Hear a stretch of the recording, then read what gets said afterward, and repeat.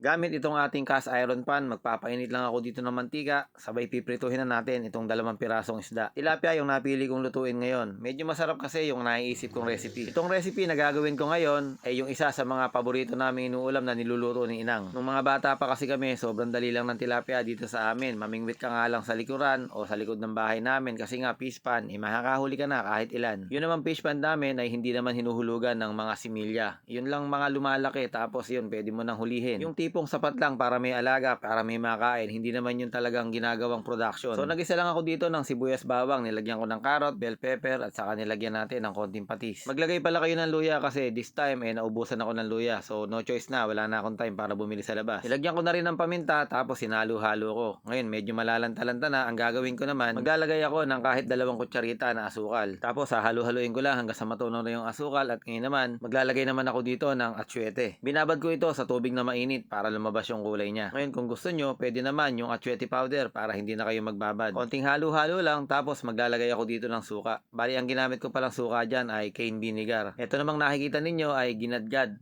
na papaya. Alam nyo dito sa amin, sa Bulacan, ito yung nakagis na namin na tinatawag na escabeching tilapia. May papaya at hindi kami gumagamit ng tomato sauce o kaya ketchup. Pero in short, ito lang naman din yung sweet and sour tilapia. So bakit nga ba sweet and sour? Kasi meron din naman siyang asukal, meron din naman siyang vinegar. Kaya yun lang din naman ang katutuntunan ng ating niluluto. Pero minsan, subukan nyo rin itong ginawa ko. Baka mamaya, hindi nyo pa nasusubukan. Para naman sa akin, masarap naman talaga kasi mula bata pa kami, naiulam na namin to. At hindi ko rin naman ito magiging paborito kung hindi ko to nagustuhan eh. Kaya kung meron kang papaya, meron kang tilapia dyan, pwede mong subukan. Baka nga mamaya, pag nasubukan mo, masabi mo, uy, salamat doon sa niluto ni Cook and Taste. Nga pala, may tanong ako sa inyo, baka mamaya, meron kayong mga specialty na luto sa tilapia. Baka pwedeng pakishare para naman malaman o malaman din ng lahat ng mga nanonood dito. Para naman magaya din namin. So paano? Maraming salamat sa inyo. God bless you all.